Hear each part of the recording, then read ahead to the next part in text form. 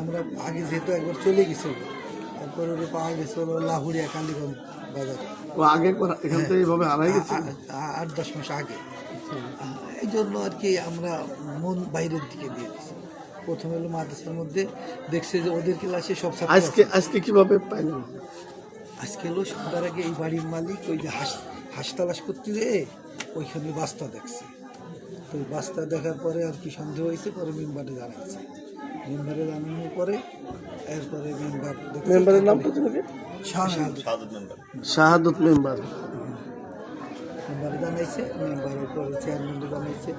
এরপরে থানা তো আগে জিডি করা ছিল, থানা পরশু দিন জিডি করছে। জিডি করছে। এরপরে আমরা সবাই তালাশ করছি, অনলাইনে দেওয়া হয়েছে। এরপরে মাইকিং হয়েছে, মাইকিং আজকে সকালে চলে। আচ্ছা, ওর সাথে কি অন্য কোনো মাঝে মাঝে বসে অনেক সময় পড়ার চাপে, মানে ও পড়া একটু দুর্বল ছিল, তো এই জন্য হাফিজি থেকে ওর দুলাভাইয়ের কাছে হাফিজি পড়তো। হাফিজির থেকে চেঞ্জ করে মৌলানা দেওয়া হয়েছে। এখানে হলো কয় মাস ধরে পড়তেছে, 5-6 মাস। সওয়াল জিলকজি হজরগুলো দিচ্ছেনি, যেমন 5 মাস। এখানে 5 মাস মাদ্রাসায় পড়তে হয়েছে। 6 মাস ধরে হলো এই শাখায় পড়ছে। এর আগে হাফিজি পড়তো দোতলা, এখন হলো নিচতলায় পড়ে। আগের শাখা হলো বুঝতে পারছি। এখন ওর সাথে কি পূর্বে কারোর কোনো ঝামেলা বা এরকমের কোনো কিছু ওদের পারিবারিক বা এরকম পাওয়া যাচ্ছে না, এবং কোনো ক্লুও পাওয়া যাচ্ছে না।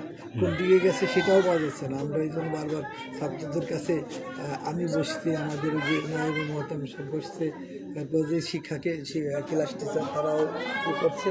তো সেই ক্ষেত্রে আমরা মানে বের করে যে সেরকম কুলো এখনো কোনো কুলো পাইনি। এমনি মাদ্রাসায় তো এমনি পড়াশোনার তো তেমন ভালো ছিল না। এবার মাদ্রাসা থেকে কোনো কেউ এমনি ই করা হয়েছে? এখন হলো পরীক্ষা, তো পরীক্ষার সময় তো কেউ করে টর্চার না, অনেক টর্চারিং করছে। করার পরে সে হয়তো ওকে আগে এইভাবে গেছিল, আগে একবার গেছিল, তাই তো? বাড়ি হলো শুকুরাটা, পাওয়া গেছে নদী পার হয়ে লাউড়িয়া। ওই ছেলেটার নাম কি? কালীগঞ্জ। ছেলেটার নাম কি? আমির হামজা। আমির হামজা।